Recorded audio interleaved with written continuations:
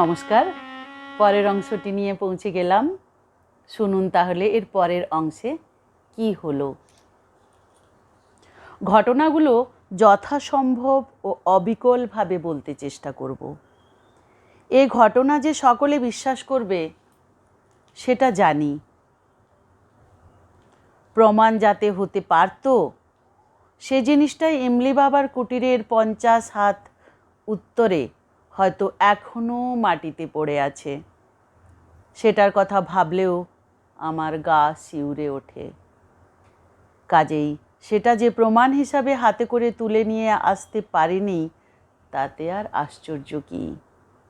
যাকগে, এখন ঘটনায় আসা যাক। সুটকেস গুছিয়ে লণ্ঠনটাকে কমিয়ে ড্রেসিং টেবিলের আড়ালে রেখে রাতের পোশাক পরে বিছানায় উঠতে যাব, এমন সময় পূব দিকের দরজায় টোকা পড়ল। এই দরজার পিছনেই ধুরজুটিবাবুর ঘর। দরজা খুলতেই ভদ্রলোক চাপা গলায় বললেন, আপনার কাছে ফ্লিট জাতীয় কিছু আছে, কিংবা মশা তাড়ানোর অন্য কোনো ওষুধ? আমি বললাম, মশা এলো কোত্থেকে?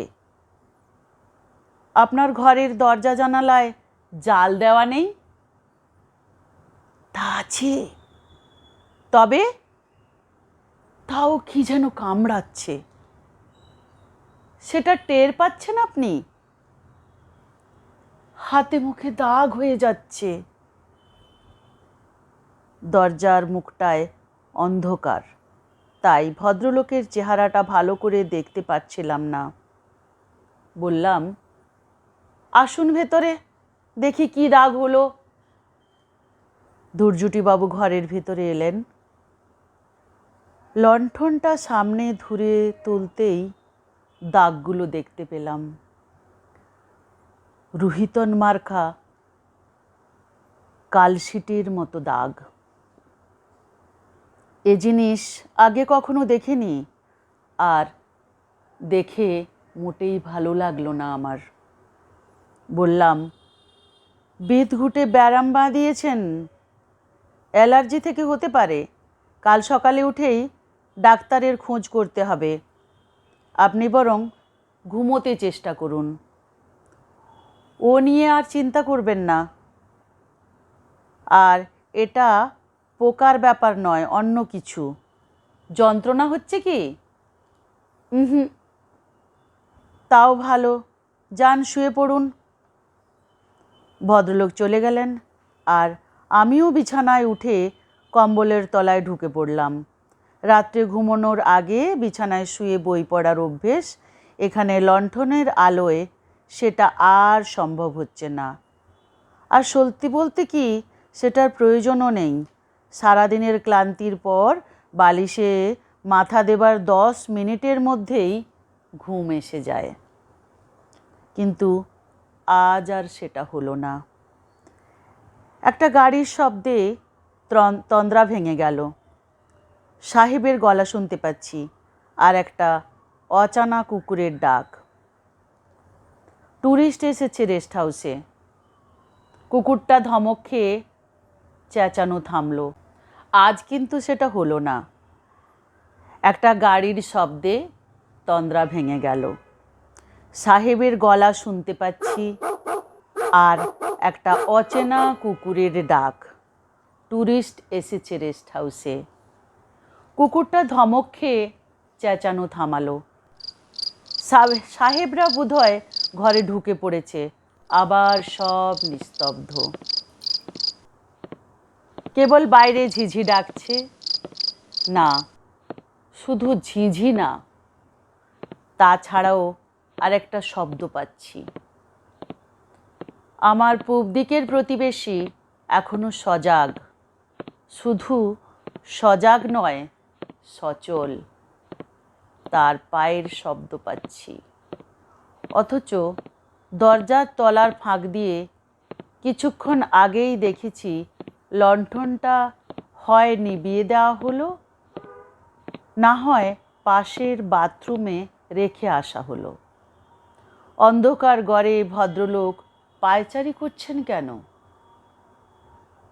এই প্রথম আমার সন্দেহ হলো যে ভদ্রলোকের মাথায় হয়তো ছিটেরও একটু বেশি কিছু আছে। তার সঙ্গে আমার আলাপ মাত্র 2 দিনের। তিনি নিজে যা বলেছেন তার বাইরে তার সম্বন্ধে আমি কিছুই জানি। কিন্তু সত্যি বলতে কি, যাকে পাগলামো বলে মাত্র কয়েক ঘন্টা আগে পর্যন্ত পাগলামো বলে ভেবেছি, তার কিন্তু কোনো লক্ষণ আমি ধৈর্যটিবাবুর মধ্যে দেখিনি।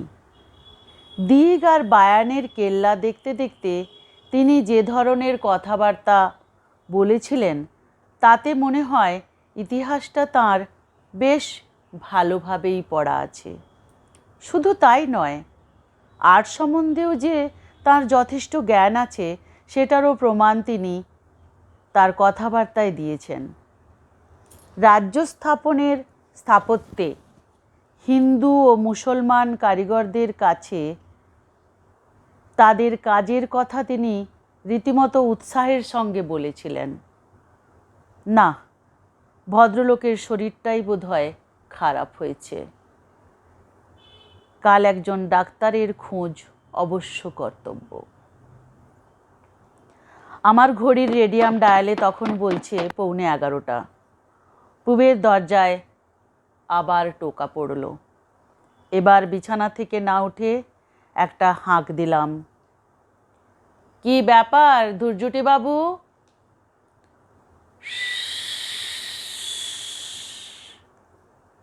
কি বলছেন?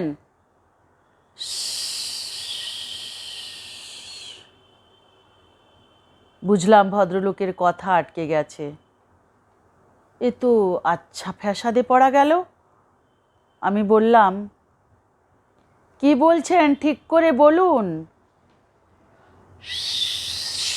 শুনবেন একটু। অগত্যা উঠলাম। দরজা খুলতে ভদ্রলোক এমন একটা ছেলে মানুষের মতো প্রশ্ন করলেন যে আমার বেশ বিরক্তই লাগলো। আচ্ছা, সাপ কি দন্তস্ব? আমি কিন্তু বিরক্ত লুকোবার কোনো চেষ্টা করলাম না।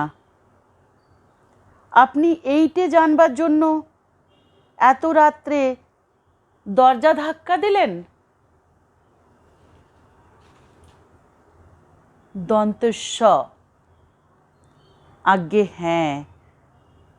সাপ মানে যখন সর্প, স্নেক, তখন দন্তেস্ব। আর তালবস্য সেটা অন্য সাপ, তার মানে অভিশাপ। হ্যাঁ, অভিশাপ। থ্যাংক ইউ, শুয়ে পড়ুন।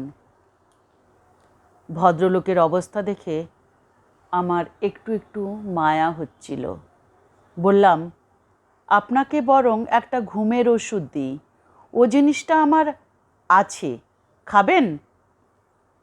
না না না না না, শীতকালে এমনিতেই ঘুমোই, শুধু সন্ধ্যায় সূর্যাস্তের সময়। ভদ্রলোককে বাধা দিয়ে বললাম, আপনার জিভে কিছু হয়েছে কি? কথা আটকে যাচ্ছে কেন? আপনার টর্চটা একবার দিন তো।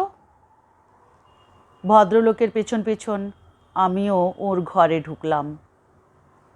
টর্চটা ড্রেসিং টেবিলের উপর রাখা ছিল। সেটা জেলে ভদ্রলোকের মুখের সামনে ধরতেই তিনি হাঁ করে জিভটা বের করে দিলেন। জিভে যে কিছু একটা হয়েছে সে বিষয়ে সন্দেহ নেই। একটা সরু লাল দাগ ডগা থেকে শুরু করে জিভের মাঝখান পর্যন্ত চলে গেছে। এটাতেও কোনো যন্ত্রণা নেই বলছেন? কই না তো। কি যে ব্যারাম বাঁধিয়ে বসেছেন ভদ্রলোক, সেটা আমার বোঝার সাধ্য নেই। এবারে ভদ্রলোকের খাটের দিকে গিয়ে চোখ পড়ল। বিছানাটি পরিপাটি ভাব দেখে বুঝলাম তিনি এখনো পর্যন্ত খাটে ওঠেননি। বেশ কড়া সুরে বললাম, আপনাকে শুতে দেখে তারপর আমি নিজের ঘরে যাব, আর জোড়হাত করে অনুরোধ করছি আর দরজা ধাক্কাবেন না। কাল ট্রেনে ঘুম হবে না জানি, তাই আজকের রাতটা ঘুমিয়ে নিতে চাই। ভদ্রলোক কিন্তু খাটের দিকে যাবার কোনো রকমের আগ্রহ দেখালেন না। লণ্ঠনটা বাথরুমে রাখা হয়েছে, তাই ঘরে প্রায় আলো নেই বললেই হয়।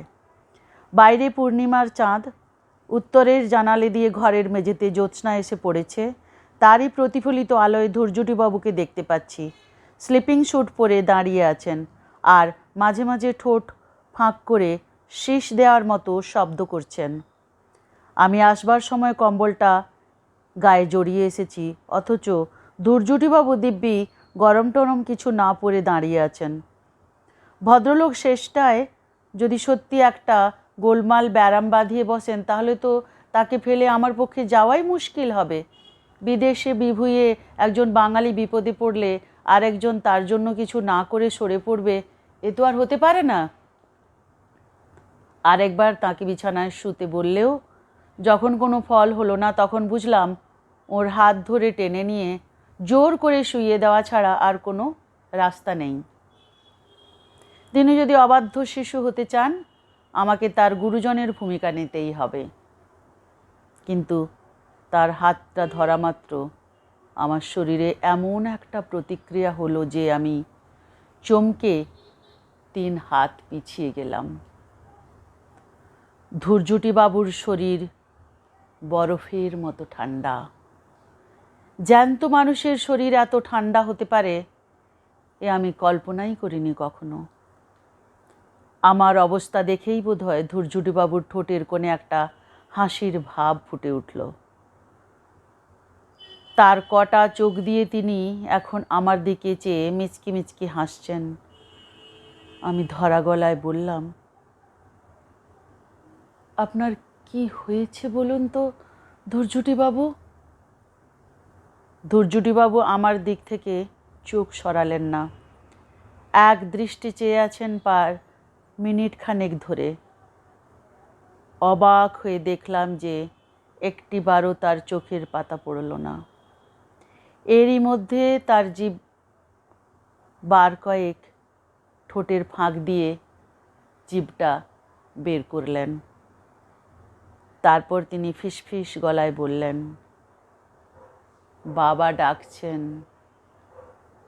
বালকিশন, বালকিশন, বাবা ডাকছেন। তারপর ভদ্রলোকের হাঁটু ভাঁজ হয়ে গেল। তিনি প্রথমে হাঁটু গেড়ে বসলেন, তারপর শরীরটাকে সামনের দিকে এগিয়ে দিয়ে হাঁটুতে উপুড় হয়ে শুয়ে কনুইয়ের উপর ভর করে নিজেকে হেঁচড়ে টেনে নিয়ে খাটের তলায় অন্ধকারে চলে গেলেন। আমি বেশ বুঝতে পারছিলাম আমার সমস্ত শরীর অসাড় হয়ে গেছে। আমি ঘামে ভিজে যাচ্ছি, হাত পা ঠক ঠক করে কাঁপছে। আমি আর দাঁড়িয়ে থাকতে পারছি না। ভদ্রলোক সম্বন্ধে দুশ্চিন্তা কেটে গিয়ে যেটা অনুভব করছি, সেটা অবিশ্বাস আর আতঙ্ক মেশানো এক অদ্ভুত ভয়াবহ ভাব। নিজের ঘরে ফিরে এলাম। দরজাটা বন্ধ করে খিল লাগিয়ে আপাদমস্তক কম্বল মুড়ি দিয়ে কিছুক্ষণ শুয়ে থাকার পর কাঁপুনিটা কমল। চিন্তাটা একটু পরিষ্কার হলো। ব্যাপারটা কোথায় গিয়ে দাঁড়িয়েছে এবং চোখের সামনে যা ঘটতে দেখেছি তা থেকে কী সিদ্ধান্তে পৌঁছানো যায় সেটা একবার ভেবে দেখলাম। আজ বিকেলে আমার সামনে ধূর্যটিবাবু ইমলি বাবার পোষা কেউটোকে পাথরের ঘায়ে মেরে ফেললেন। তারপরেই ইমলি বাবা ধূর্যটিবাবুর দিকে আঙুল দেখিয়ে বললেন, একটা বালকিশন গেছে, তার জায়গায় আরেকটা বালকিশন আসবে। সেই দ্বিতীয় বালকিশন কি সাপ না মানুষ, নাকি সাপ হয়ে যাওয়া মানুষ। দুর্জুটি বাবুর সর্বাঙ্গে চাকা চাকা দাগগুলো কি? জীবের দাগটা কি? সেটা কি দুভাগে ভাগ হয়ে যাওয়ার আগের অবস্থা? তার শরীর এত ঠান্ডা কেন? তিনি খাটে না শুয়ে খাটের তলায় ঢুকলেন কেন? হঠাৎ বিদ্যুতের ঝলকের মতো একটা জিনিস মনে পড়ে গেল। খগম। দুর্জুটিবাবু জিজ্ঞেস করেছিলেন খগমের কথা। নামটা চেনা চেনা লাগছিল, কিন্তু বুঝতে পারিনি। এখন মনে পড়ে গেছে, ছেলেবেলায় পড়া মহাভারতের একটা গল্প।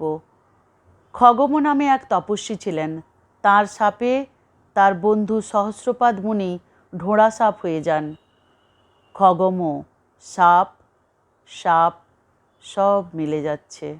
তবে তিনি হয়েছিলেন ঢোঁড়া। আর ইনি কি? আমার দরজায় আবার কে যেন ধাক্কা দিচ্ছে, উপর দিকে নয়, তলার দিকে, চৌকাঠের ঠিক ওপরে। একবার, দুবার, তিনবার। আমি বিছানা থেকে নড়লাম না।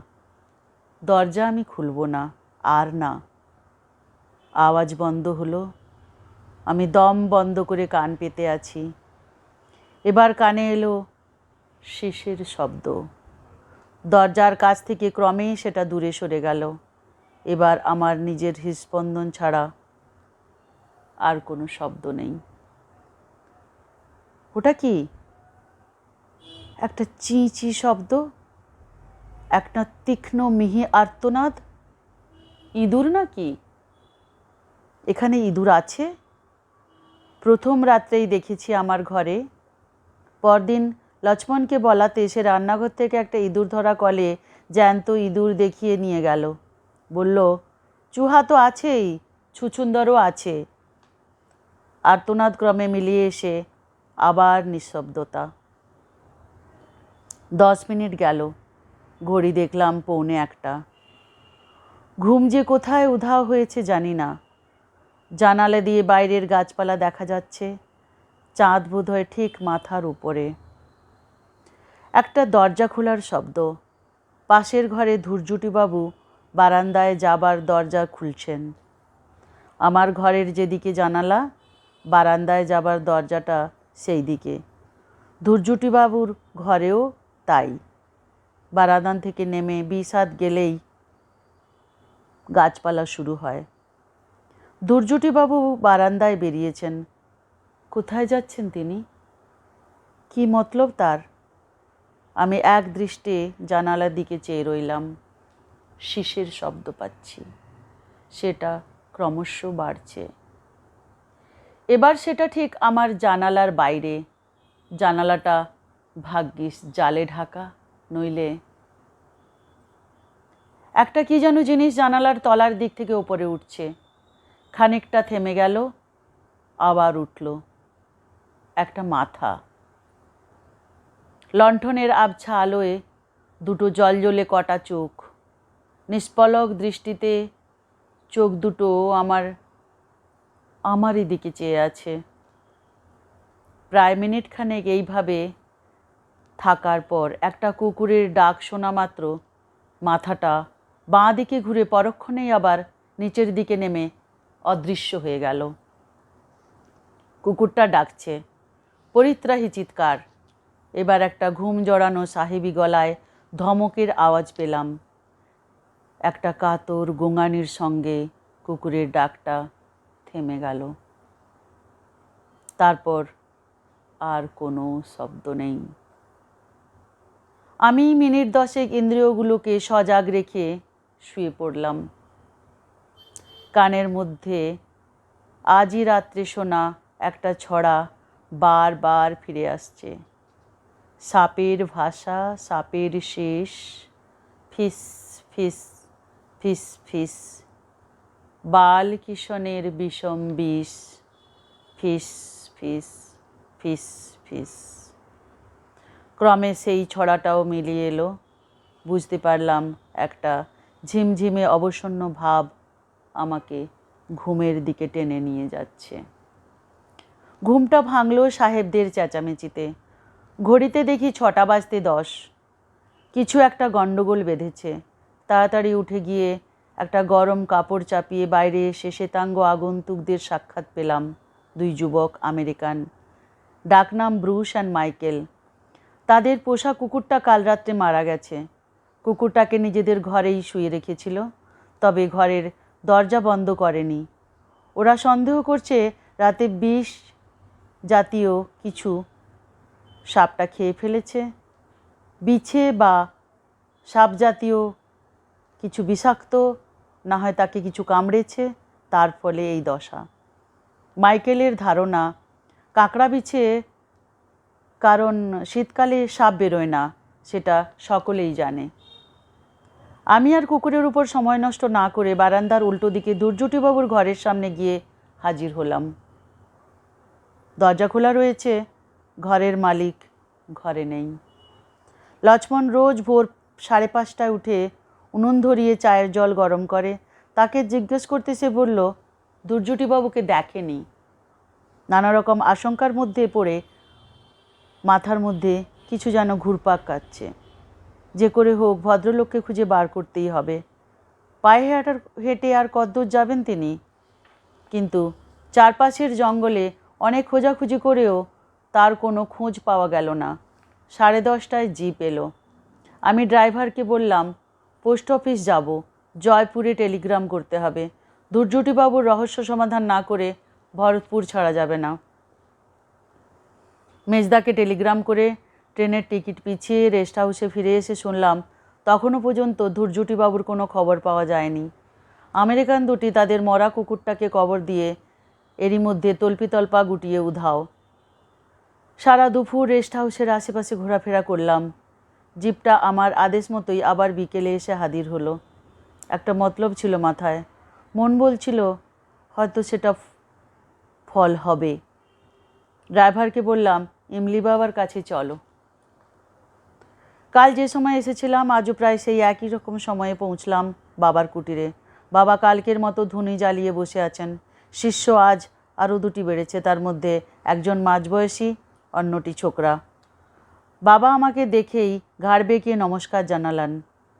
কালকের সেই ভয়ঙ্কর চেহারা আর চাহনি আমার আজকের চাহনির মধ্যে আমি দেখতে পেলাম না। আমি আর সময় নষ্ট না করে বাবাকে সরাসরি জিজ্ঞাসা করলাম আমার সঙ্গে কাল যে ভদ্রলোকটি এসেছিলেন তার কোনো খবর তিনি দিতে পারেন কি না। বাবার মুখ প্রসন্ন হাসিতে ভরে গেল। বললেন খবর আছে বই কি। তোমার দোস্ত আমার আশা পূর্ণ করেছে। সে আমার বালকিশনকে আবার ফিরিয়ে এনেছে। এই প্রথম চোখে পড়ল বাবার ডান পাশে রাখা রয়েছে একটা পাথরের বাটি। সেই বাটিতে যে সাদা তরল পদার্থটি রয়েছে সেটা দুধ ছাড়া আর কিছুই নয়। কিন্তু সাপ আর দুধের বাটি দেখতে তো আর আমি এত দূর আসিনি। আমি এসেছি দুর্জটি প্রসাদ বসুর খোঁজে। লোকটা তো আর হাওয়ায় মিলে যেতে পারে না। তার অস্তিত্বের একটা চিহ্নও যদি দেখতে পেতাম তবু খানিকটা নিশ্চিন্ত হওয়া যেত। এমলি বাবা মানুষের মনের কথা বুঝে ফেলতে পারেন, এটা আগেও দেখেছি। গাঁজার কলকেতে বড় রকম একটা টান দিয়ে সেটা পাশের প্রৌঢ় চেলার হাতে চালান দিয়ে বললেন তোমার বন্ধুকে তো তুমি আর আগের মতো ফিরে পাবে না, তবে তার স্মৃতিচিহ্ন সে রেখে গেছে। সেটা তুমি বালকিশনের ডেরার 50 পা দক্ষিণে পাবে। সাবধানে যেও, অনেক কাঁটা গাছ পড়বে পথে। বাবার কথা মতো গেলাম বালকিশনের গর্তের কাছে। সে গর্তে তখন সাপ আছে কি না সেটা জানা আমার বিন্দুমাত্র কৌতূহল নেই। আকাশে ডুবুডুবু সূর্যের দিকে চেয়ে হিসেব করে দক্ষিণ দিকে ধরে এগোতে গেলাম। ঘাস, কাটা ঝোপ, পাথরের টুকরো আর চোরকাটার ভেতর দিয়ে গুনে গুনে 50 পা এগিয়ে গিয়ে একটা অর্জুন গাছের গুঁড়ির ধারে যে জিনিসটা পড়ে থাকতে দেখলাম সেই রকম জিনিস এই কয়েক মিনিটের আগেই ইমলি বাবার কুটিরের দড়ির থেকে ঝুলতে দেখে এসেছি। সেটা আরেকটি খোলস। সারা খোলসের ওপর রুহিতন মার্কা নকশা। সাপের খোলস কি? না, তা নয়।